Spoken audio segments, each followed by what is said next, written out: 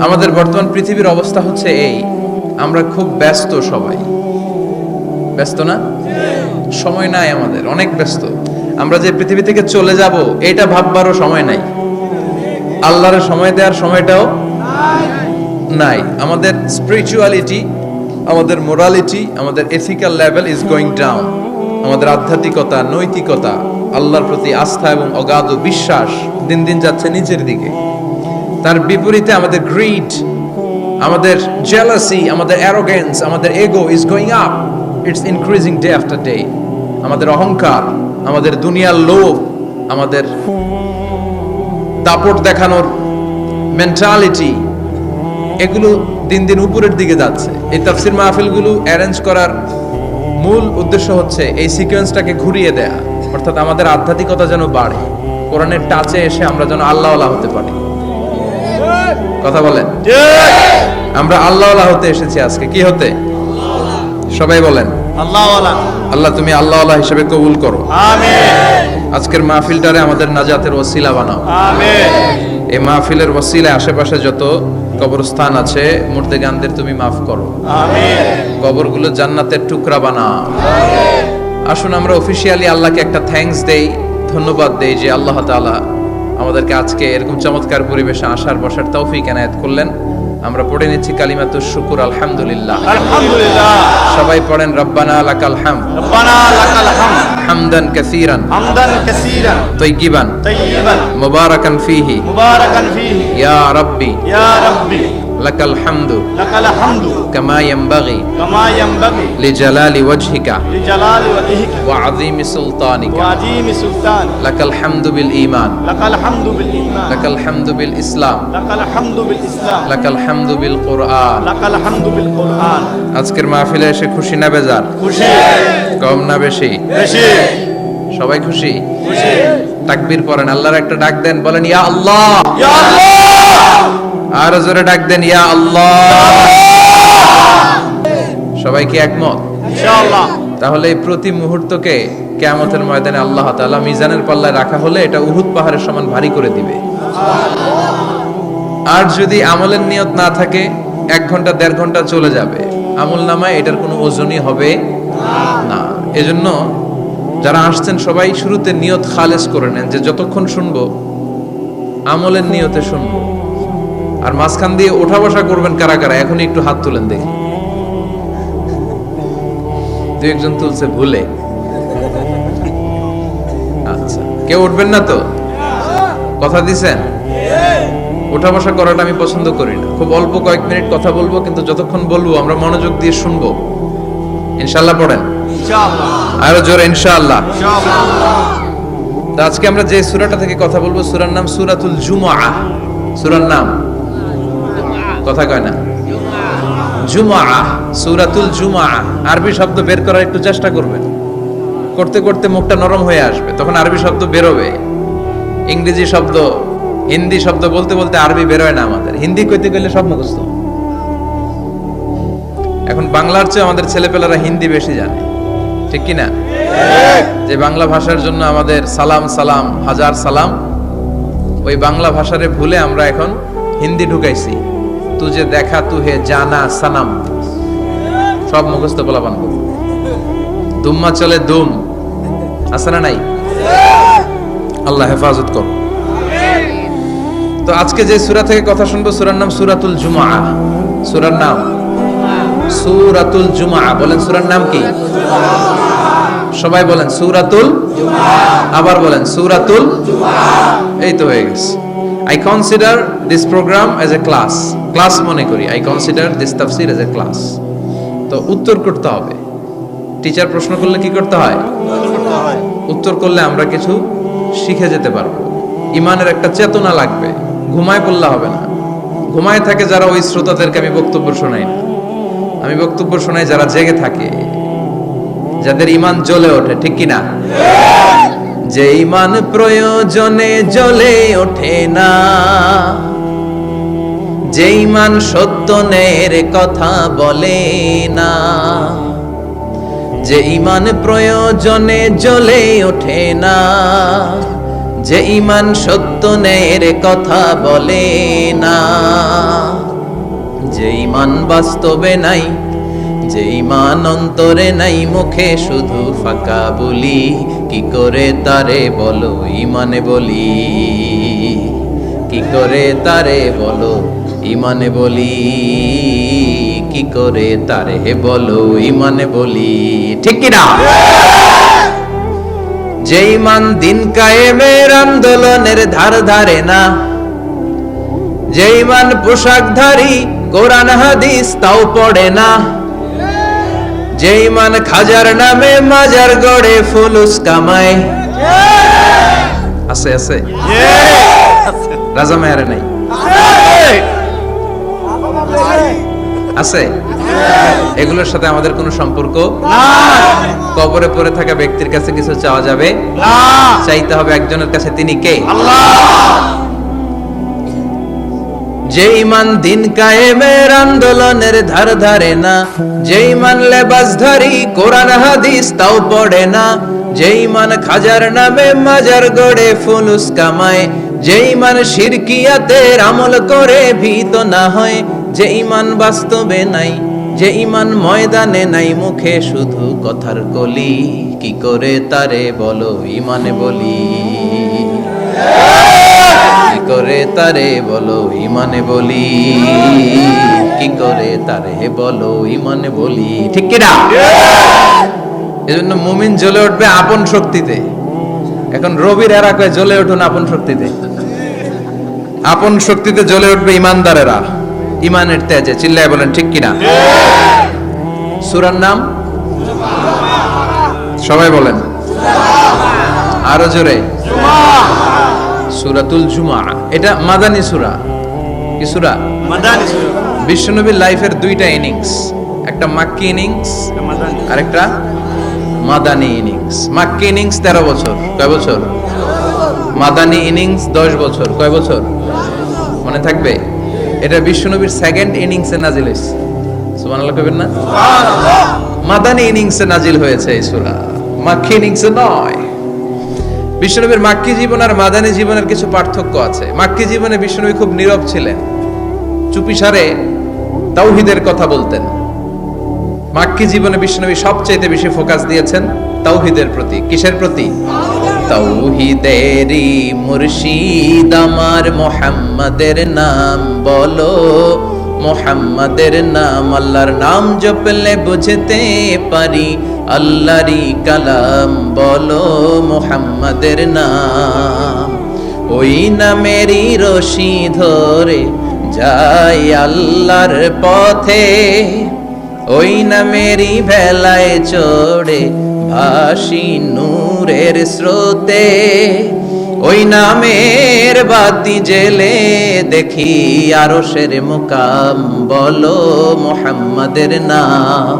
তাওহীদেরই মুর্শিদ আমার মুহাম্মাদের নাম বলো, মুহাম্মাদের নাম। পড়েন আল্লাহু আকবার।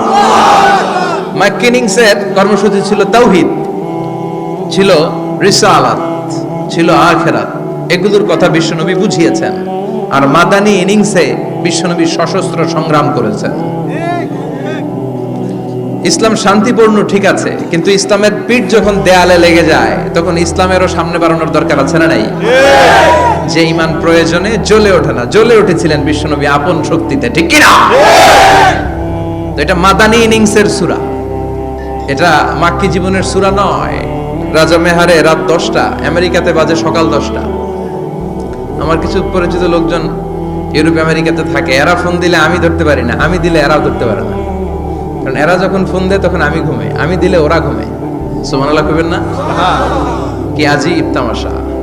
তো এজন্য ইন্দোনেশিয়ার জাকার্তা থেকে মরক্কোর রাবাত পর্যন্ত এই বিশাল মালভূমি মুসলমানরা শাসন করেছিল। তারপর ছড়িয়ে পড়লো কোরআনের বাণী। এখন পৃথিবীর প্রতিটি আনাচে কানাচে কোরআনের বাণী ধ্বনিত হয়, উচ্চারিত হয়, আবৃত্ত হয়, তেলাওয়াত করা হয়। চিল্লা এখন ঠিক কিনা?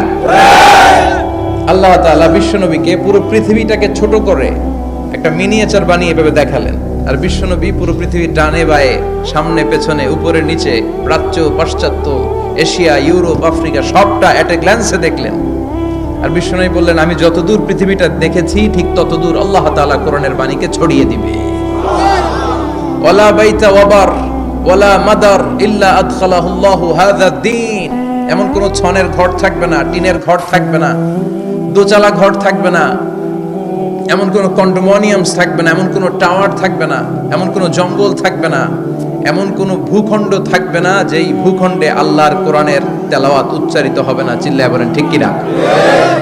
এজন্য এই কোরআনের সাথে বিরোধিতায় গেলে আমাদের লস, ঠিক কিনা? আর কোরআনের পক্ষে থাকলে আমাদের লাভ, দুনিয়াতেও লাভ, আখিরাতেও লাভ। কোরআন পড়লে আপনার জীবনটাকে আলোকিত করে দিবে কে? যারাই কোরআন পড়ে তারা শিক্ষিত হয় না মূর্খ হয়? প্রমাণ কি, দলিল কি? কোরআনের প্রথম কথাই হচ্ছে শিক্ষিত হও। এডুকেট ইউর জেনারেশন, তোমার প্রজন্মকে শিক্ষিত করে গড়ে তোলো, এটা হচ্ছে কোরআনের প্রথম স্লোগান। কোরআনের প্রথম কথাটা কি বলেন? ইকরা মানে কি? পড়ো। আল কোরআনের প্রথম বাণী পড়ো, আল হাদিসে নবীর কথা পড়ো। আল কোরআনের প্রথম বাণী পড়ো, আল হাদিসে নবীর কথা পড়ো। পড়ে পড়ে শেখো, শিখে শিখে তুমি তোমার নিজের জীবন গড়ো। পড়েন আল্লাহু আকবার। কোরআনের প্রথম স্লোগান, প্রথম কর্মসূচি হচ্ছে এডুকেট ইউর জেনারেশন, তোমার প্রজন্মকে শিক্ষিত করে তোলো। কারণ পড়লেই সব জানতে পারবেন। আল্লাহ চাইলে বলতে পারতেন কোরআনের প্রথম শব্দ সল্লি, অফার সালাত, সালাত পড়ো, বলছেন? বলেন নাই। আল্লাহ বলেন নাই যে হিজাব করো, আল্লাহ বলেন নাই যে জিকির করো, আল্লাহ বলেন নাই যে যাকাত দাও। আল্লাহ প্রথমে বললেন কি? কথা বলেন, সবাই বলেন ইকরা। ইকরা, read in the name of your lord who has created. পড়ো তোমার প্রভুর নামে যিনি তোমাকে সৃষ্টি করেছেন। কারণ পড়লেই সব জানতে পারবেন, পড়লেই জানতে পারবেন বিশ্বনবী কেমন করে সালাত আদায় করেছিলেন, ঠিক কিনা? নো রাশিং ইন সালাহ, বিশ্বনবী শিখিয়েছেন সালাতে তাড়াহুড়ো নাই, ধীরস্থির ভাবে পড়ো। তো এটা যদি আপনি পড়াশোনা না করেন জানতে পারবেন? বিশ্বনবী কেমন করে সিয়াম অফার করেছেন, যাকাত কেমন করে দিয়েছেন। যাকাত will be taken from the richer section of the society and it will be distributed to the poorer people of the society. ধনীদের থেকে নিয়ে গরিবদের দিয়ে দাও। রাস্তার এক পাশে গাছতলা আর এক পাশে পাঁচতলা, এটা ইসলাম সহ্য করে না। জোরে কোন ঠিক কিনা? তো আপনি যদি না পড়েন জানতে পারবেন? হিজাব করতে হবে। A woman should cover her whole body except his hand and his face. তার চেহারা আর হাত ছাড়া সবটা ঢেকে রাখতে হবে। উত্তম হচ্ছে চেহারাও ঢেকে রাখা, কারণ চেহারা হচ্ছে সৌন্দর্যের রাজধানী, ক্যাপিটাল অফ দ্য বিউটি, ঠিক কিনা? চেহারা দেখলেই বোঝা যায় একটা নারী কতটা সুন্দর। তার সৌন্দর্য, তার বিউটি, তার চেহারার সবকিছু একটা গ্ল্যান্সে দেখলেই বোঝা যায়। তো এই জন্য আপনি যদি না পড়েন আপনি জানতে পারবেন না যে আপনার মেয়েকে কিভাবে আপনি শালীন পোশাকে বড় করবেন। বিশ্বনবী বলেছেন খুযু আন্নি মানাসিকাকুম, আমার থেকে হজের নিয়মগুলো জেনে নাও। রুকনুল হাজারিল আসওয়াদ, কাবা ঘরের চারটা কর্নারের একটা কর্নারে একটা ব্ল্যাক স্টোন আছে। ব্ল্যাক স্টোন, আল হাজার আল আসওয়াদ, কালো পাথর, এটাতে কিস করা সুন্নাত, চুমু দেয়া সুন্নাত। এটা জান্নাতের পাথর। নূহ আলাইহিস সালামের বন্যার সময় পাথরটা হারিয়ে যায়, পরে এটাকে জাবালে আবু কুবাইস থেকে এনে আবার সেট করা হয়। এখান থেকে তাওয়াফ শুরু করতে হয়। কিয়ামতের দিন আল্লাহ তাআলা এই হাজারে আসওয়াদ পাথরটাকে একটা মুখ দিবেন, দুইটা চোখ দিবেন। কারা কারা এটার মধ্যে চুমু দিছিল কিয়ামতের দিন এই পাথরটা আল্লাহর কাছে দাঁড়িয়ে সাক্ষী দিবে। এখান থেকে তাওয়াফ শুরু। ঘুরে আসবেন, 7টা রাউন্ড দেওয়ার পরে আপনার এক তাওয়াফ হবে। এই যে বিশ্বনবী বললেন খুযু আন্নি মানাসিকাকুম, আমার কাছ থেকে হজের নিয়মাবলী শিখে নাও। আপনি না পড়লে শিখতে পারবেন? এজন্য কোরআনের স্লোগান হচ্ছে পড়ো, পড়তে পড়তে মরো। বলেন পড়ো, পড়তে পড়তে। যখন মন খারাপ তখন পড়বেন, যখন মন ভালো তখনও পড়বেন, যখন সুস্থ আছেন তখনও পড়বেন, যখন অসুস্থ তখনও পড়বেন, যখন মরবেন তখনও পড়বেন। কি পড়বেন? লা ইলাহা ইল্লাল্লাহ মুহাম্মাদুর রাসূলুল্লাহ। সুবহানাল্লাহ কইবেন না? পড়া ছাড়া এই উম্মতের কোনো গতি আছে? দেখেন, দুনিয়ার কিতাব আল্লাহ শুরু করলেন ইকরা দিয়ে, আখিরাতের কিতাব আল্লাহ শুরু করেছেন ইকরা দিয়ে। আখিরাতে প্রত্যেককে আমলনামা দেয়া হবে, কাউকে ডান হাতে, কাউকে বাঁ হাতে। দুনিয়াতে যারা ভালো কাজ করেছে, ইসলামের পক্ষে যারা কথা বলেছে, যারা ন্যায় নীতির পক্ষে, সাম্য, মৈত্রী, ভ্রাতৃত্ব, ইনসাফ আর জাস্টিসের পক্ষে কথা বলেছে, সামনের দিক থেকে এসে ডান হাতে আমলনামা দেয়া হবে। আর যারা ইসলামরে বাঁশ দিছে, আছে না নাই? ইসলামের কথা সহ্য হয় না, এরা প্রগতিশীল, মাথায় চুল কম, আছে না নাই? জাতি আর সমাজ নিয়ে ভাবতে ভাবতে নিজের ভাবনাটাই হারিয়ে ফেলেছে। নাস্তিক, নাস্তিক আছে না নাই? ইসলাম বিরোধী আছে না নাই? কোরআন সহ্য হয় না, ইসলাম সহ্য হয় না, কোরআনের সুমধুর বাণী ভাল লাগে না, আজান ভাল লাগে না, দেশের সবাইরে নাস্তিক বানায় দিতে চায়, এরকম ডাকাইত আছে না নাই? এদেরও কি ডান হাতে আমলনামা? কোন হাতে? বা হাতে। পেছন থেকে এসে বা হাতে দেয়া হবে, দিয়ে আল্লাহ সবাইরে বলবে, দুনিয়াতে একটা কিতাব দিছিলাম, এই কিতাবটা শুরু করেছিলাম ইকরা, ইকরা শব্দ দিয়ে, আজকেও তোদের কিতাব আমি শুরু করব ইকরা দিয়ে। আল্লাহ বলবেন ইকরা কিতাবাকা কাফা বিনাফসিকাল ইয়াউমা আলাইকা হাসিবা, রিড ইউর বুক, তুমি তোমার বই পড়ো, আমলনামা পড়ো, কি কি করেছো নিজেই দেখে নাও, কোথায় কোথায় ইসলামরে বাস দিছো, কোথায় কোথায় 31st নাইটে মেয়েদের ওন্না ধরে টান দিছো, কোথায় কোথায় খাদ্যে ভেজাল দিয়েছো, মাছে ফরমালিন দিয়েছো, ওজনে কম দিয়েছো, নিজের মতের সাথে মিলে নাই মায়ের মতো একজন নারীকে ধর্ষণ করেছো। প্রতিটা বিষয়ের ইঞ্চি ইঞ্চি, পাই টু পাই হিসাব হবে, জাররা জাররা, জাররা জাররা। টিনের ঘরে শীতের রাতে টিনের চালে যে ছিদ্র থাকে না, দেখবেন এই ছিদ্র দিয়ে সূর্যের একটা চিকন আলো নেমে আসে, তো ওই আলোর কাছে গেলে দেখবেন হালকা হালকা ছোট ছোট ধুলাবালির কণা দেখা যায়, দেখে নাই মনে হয়? বুঝতেছে না মনে হয়? দেখা যায় না? টিনের চালের ছিদ্র দিয়ে সরু একটা আলো, ওই আলোর সামনে গেলে ছোট ছোট ধুলা দেখা যায়। ঘরের কোথাও ধুলা নাই, কিন্তু ওই জায়গায় ধুলা আছে না নাই? এই ধুলাটারে আরবিতে বলে জাররা। কি বলে? জাররা জাররা। এই জাররা জাররা পরিমাণ হিসাব নেওয়া হবে। যতটুকু করেছেন ভালো, প্রতিদান পাবেন, আর যতটুকু ইসলামের ক্ষতি করেছেন ঠিক ততটুকু আপনার কাছ থেকেও দেখিয়ে দেওয়া হবে। চিৎকার করে বলেন ঠিক কিনা? সেদিন হবে ফাইনাল খেলা। কি খেলা? আমরা সেই ফাইনাল খেলার অপেক্ষায়। ইনশাআল্লাহ পড়েন, ইনশাআল্লাহ। এজন্য সব সময় কোরআনের পক্ষে থাকতে হবে। এই স্লোগানটা যেন আমাদের মনে থাকে যে কোরআনের প্রথম কর্মসূচি হচ্ছে পড়ো, পড়তে পড়তে আবার কোরআনের প্রথম কর্মসূচি কি? পড়ো, পড়তে পড়তে মরো। মরো। খেয়াল থাকবে? জি। আল্লাহ তৌফিক দাও। আমিন। আরো জোরে পড়েন আমিন। আমিন।